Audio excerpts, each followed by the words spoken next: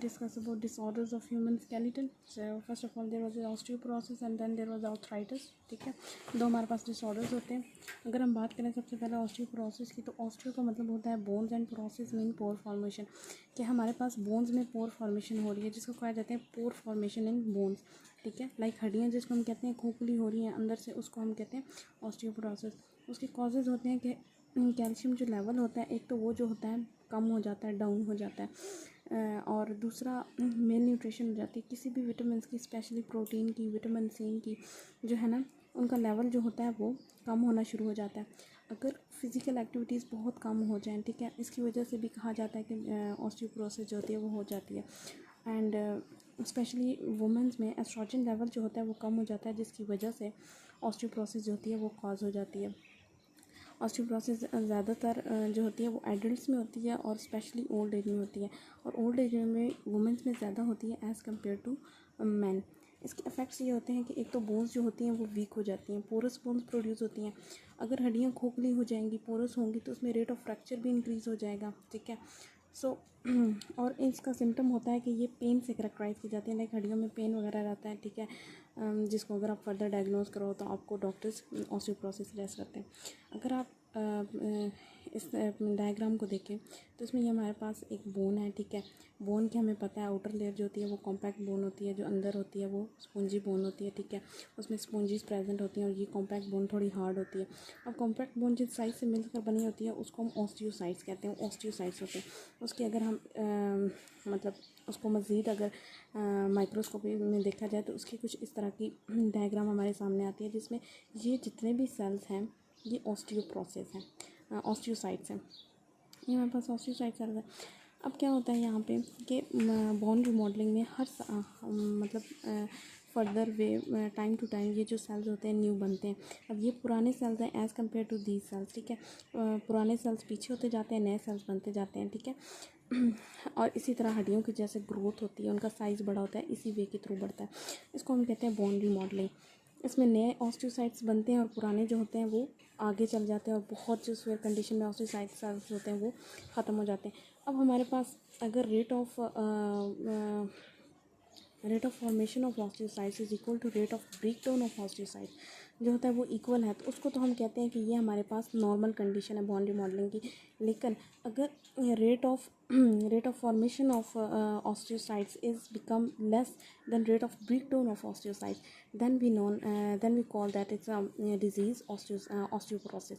कि अगर इतने सेल बन नहीं रहे जितने टूट रहे हैं, ठीक है, बहुत ज़्यादा सेल्स टूट रहे हैं लेकिन कम सेल्स बन रहे हैं, तो उसको हम कहते हैं कि ये हमारे पास ऑस्टियोपोरोसिस की कंडीशन है. अब होगा ऐसा कि जैसे कि सपोज़ ये सेल्स हैं, यहाँ से भी ये सेल टूट जाता है, इधर से ये सेल भी टूट जाता है. ठीक है, यहाँ से ये सेल भी ख़त्म हो जाता है. अब अकॉर्डिंग टू बॉन रिमॉडलिंग यहाँ पे न्यू सेल्स आ जाने चाहिए लेकिन वो नहीं आते. तो क्या होता है कि इधर पोर फॉर्मेशन जो होती है, लाइक ऐसे यहाँ पे पोर्स बनना शुरू हो जाते हैं, तो ये पोर्स बन जाते हैं, खाली जगह बन जाती है, इसको हम कहते हैं पोर्स फॉर्मेशन. और ये हड्डी खोखली जिसे कहा जाता है, खोखली हो जाती हैं और फिर वीक हो जाती हैं.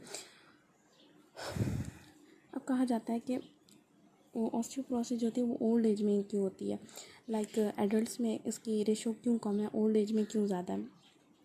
फर्स्ट ऑफ ऑल हमारे पास ग्रोथ हार्मोन जो होता है उसका एक फंक्शन ये भी होता है कि वो डिपॉजिट करता है मिनरल्स को बोन के ऊपर. ठीक है, वो मिनरलाइजेशन जो होता है वो काज करवाता है. और ग्रोथ हार्मोन जो होता है उसकी कंसंट्रेशन एडल्ट्स में ज़्यादा होती है as compared to old age. ठीक है, या बच्चों में ज़्यादा होती है, वो ज़्यादा अमाउंट में ग्रोथ हार्मोन रिलीज आता है क्योंकि ग्रोथ होनी होती है. ठीक है, लेकिन जब ओल्ड एज में ग्रोथ नहीं होनी होती, ग्रोथ स्टॉप हो जाती है, फिर इसका लेवल जो होता है वो डिक्रीज़ कर जाता है.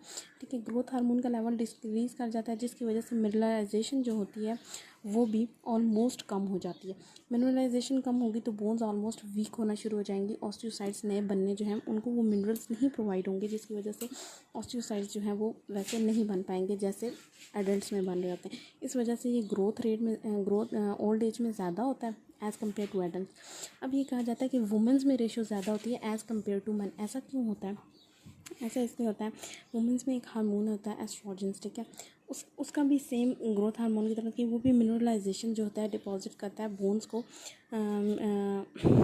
डिपॉजिट करता है मिनरल्स को बोन्स पे. ठीक है, नॉर्मल कंडीशन में जब ये एडल्ट की बात हो रही है, ठीक है। एडल्ट में ऐसा होता है जब रिप्रोडक्शन साइकिल जो होता है वो स्टॉप हो जाता है तो एस्ट्रोजन का लेवल भी वुमेंस की बॉडी में कम हो जाता है। एस्ट्रोजन का लेवल कम होगा तो लेस डिपोजिशन ऑफ मिनरल होगी, ठीक है। लेस डिपोजिशन ऑफ मिनरल होती है जिसकी वजह से बोन्स जो होती हैं वो ऑलमोस्ट वीक होना जो है वो शुरू हो जाती हैं।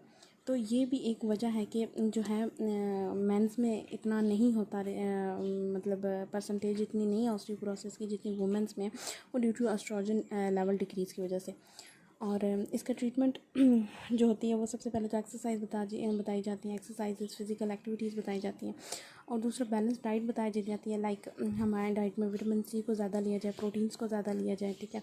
और बहुत ज़्यादा स्ट्रेस कंडीशन में इसमें हमें मेडिकेशंस बताई जाती हैं डिफरेंट टाइप्स की कि ताकि इसके पेन से रिलीफ ली जाए और हड्डियों को मज़ीद जो है सही बनाया जाए। नेक्स्ट हम बात करते हैं ऑर्थराइटिस की कि ऑर्थराइटिस क्या होती है। ऑर्थराइटिस को हम कहते हैं इन्फ्लेमेशन इन जॉइंट्स, ठीक है। ऑस्टियोपोरोसिस हमने पढ़ा था डिजीज़ ऑफ बोन्स है, तो ऑर्थराइटिस जो है वो जॉइंट्स की हमारे पास डिजीज़ है। ये भी कॉमन होती है ओल्ड एज में, स्पेशली वुमेंस में, ठीक है।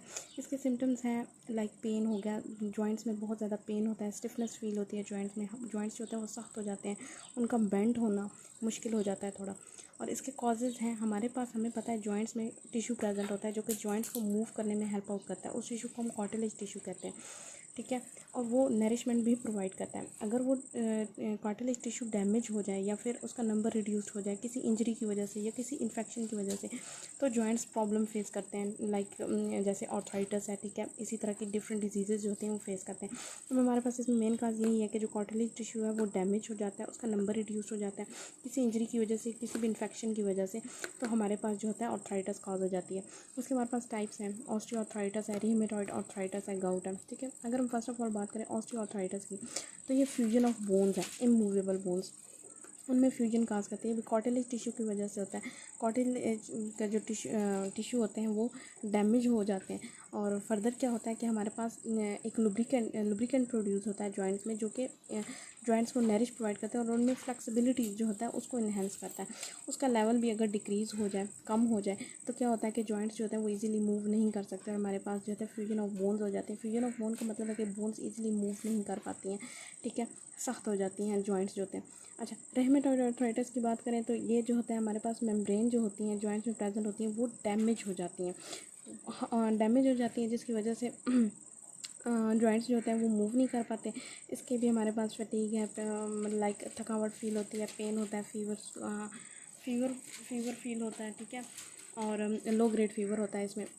इसको हम रेमेटॉइड आर्थराइटिस कहते हैं। गाउट की अगर हम बात करें तो गाउट जो होता है, यूरिक एसिड जो होता है वो मूवेबल जॉइंट्स में जमा होना शुरू हो जाता है, उसकी एक्युमुलेशन होना शुरू हो जाती है मूवेबल जॉइंट्स में, स्पेशली टू जॉइंट में, ठीक है। तो उस टू जॉइंट में अगर यूरिक एसिड बहुत ज़्यादा जमा होना शुरू हो जाए तो टू जॉइंट जो होगा वो मतलब वो वीक होना शुरू हो जाएगा और वो गाउट को जो होता है काज कर देता है। इसका ट्रीटमेंट हमारे पास सबसे पहले तो डॉक्टर सजेस्ट करते हैं कि पेन को कंट्रोल किया जाए। पेन को कंट्रोल करने के लिए डिफरेंट आइस पैड्स यूज़ किए जाते हैं, डिफरेंट टेक्निक्स यूज़ कर देते हैं, एक्सरसाइज और थेरेपीज़ यूज़ की जाती हैं ताकि पेशेंट को फर्स्ट ऑफ ऑल पेन से रिलीफ किया जाए। दूसरा, उनको केन और वॉकर्स सजेस्ट की जाती हैं कि आप वॉक करने के लिए केन और वॉकर्स जो है वो यूज़ करें ताकि जो जॉइंट ख़राब है, ठीक है, उस पर वज़न ज़्यादा ना पड़े। इस वजह से ये कहा जाता है। थर्ड स्टेप पे वो क्या करते हैं, मेडिकेशन जो होते हैं वो दी जाती हैं पेशेंट को, डिफरेंट मेडिकेशन दी जाती हैं उनके जॉइंट्स को सही करने के लिए और स्पेशली जो कार्टिलेज टिश्यू डैमेज हो जाता है उसको